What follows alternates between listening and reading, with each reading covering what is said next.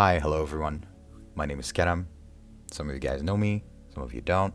If you don't know me, I am a third-year psychology student taking some classes from the second year because I went on Erasmus, and I'm going to be making some videos to share with you guys on social psychology because this is what I'm interested in. This is what I want to talk about. So this first video is going to cover the first 2 weeks, right? And then we're going to progressively keep making videos where we're covering more and more topics, and hopefully I'm going to get them all out before the first midterm arrives. All right, so let's start off with what is social psychology, right? Social meaning relating to how people interact, and psychology, well, psychology. Social psychologists are interested in understanding how and why the social environment shapes the individual. Notice how I put this in bold, means it's important. Social environment shapes the individual, meaning we don't act like we're the same person all the time. The social environment changes who we are.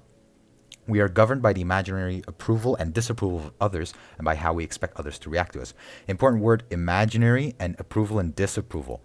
So we don't know whether they're approving us or not. Usually these things are not explicitly spoken.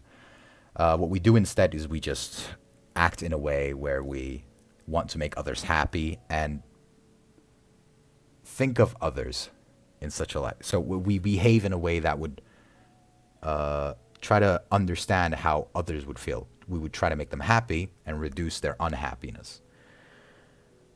The second important part of this week's lecture was social psychology versus philosophy and common sense. I don't know why this is part of the lecture, but basically, philosophy and common sense is not scientific. I don't know who had to told you this, while social psychology is. I have glasses on here, so you can see that we're cool because we're scientific, you know?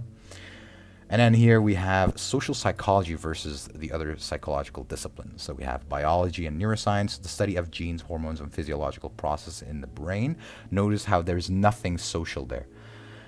So it kind of posits the idea, it kind of assumes the idea that we are the same person all around. And what dictates our personality, the way we behave, is our genes. Then we have personality psychology, the study of the characteristics that make individuals unique and different from one another. The focus here is just how you're different to one another, whereas in social psychology, it's about how you interact in different social situations or how social situations change how you behave. You have social psychology, yeah, the study of the psychological processes that people have in common that make them susceptible to social influence. Yes. Sociology is the study of groups and organizations and societies rather than individuals. So an important distinction here that you may need to understand is that social psychology focuses on the individual within a societal setting, whereas sociology is just focusing on society itself. All right, good. So the interests of social psychology, the power of the situation, right? So the effect a situation has on you. An aggressive person versus aggressive person people in certain conditions. So this means that, are we just an aggressive person? Are you just a massive dickhead in general? Or are you someone who gets agitated very easily in certain conditions, like when you're playing a game, or when you're playing OK, for example, you're just become a whole different person when you're playing OK, or Kızma something like that, right? An example to this would be hitchhiking at Ottu and hitchhiking at literally anywhere else, anywhere in Turkey. I have never hitchhiked anywhere else in Turkey.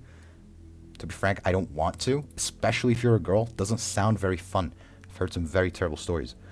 Anyway, the power of social interpretation. So this is how you can imagine the power of the situation as how a situation influences you. Whereas the power of social interpretation is how you look at a situation and understand something from it, right? That's kind of what it's going for. All right. So an example of this one, the power of social interpretation, the way you interpret a situation, determining how you behave, is this one right here. So depending on what the game is called, you can change the way you act during a game because you're expecting something else from it, right? You're interpreting the game as something else, the objective being different. So your interpretation of the situation changes the way you behave, right? Here I gave you another example. Cutting off your friend during a friendly conversation, or cutting your boss off during a meeting. Obviously don't do that. Kind of weird. But yeah. Okay, the subjectivity of a social situation.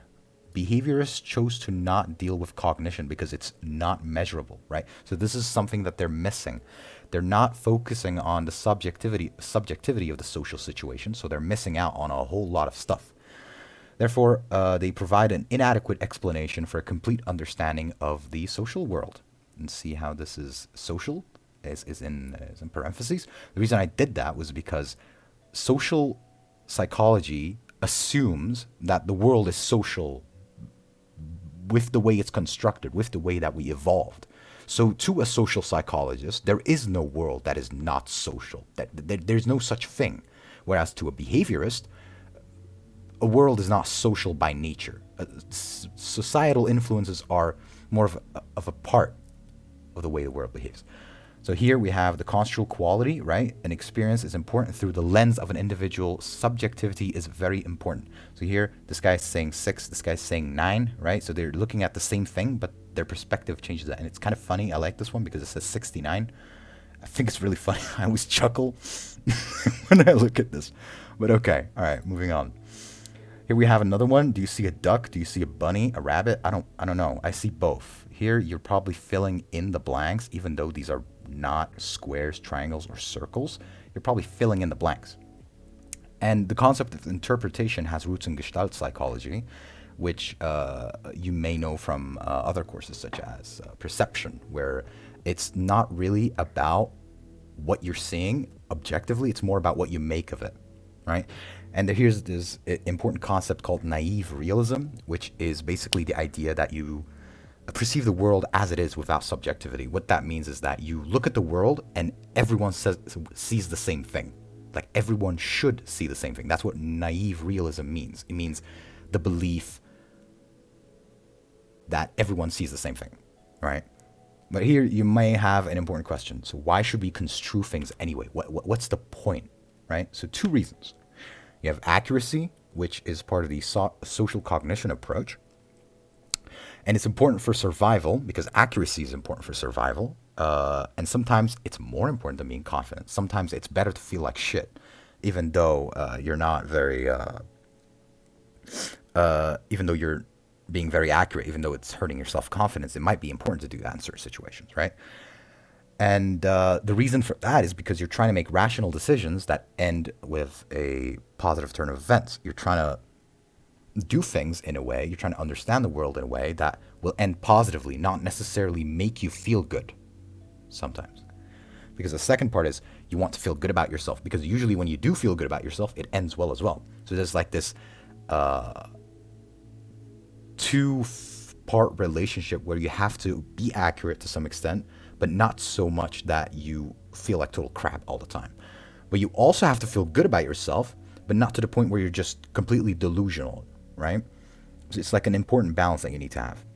The same way, self-esteem is important for survival, sometimes more so than being accurate, because admitting your mistakes can be very difficult, because if you do admit your mistakes, you're basically accepting that your whole worldview was kind of wrong, right? And that can be damaging to your ego, to your perception of yourself, to your self-worth, to your self-esteem, which is the way you view your self-worth, right? So it can make it difficult to change past behaviors because you're justifying them.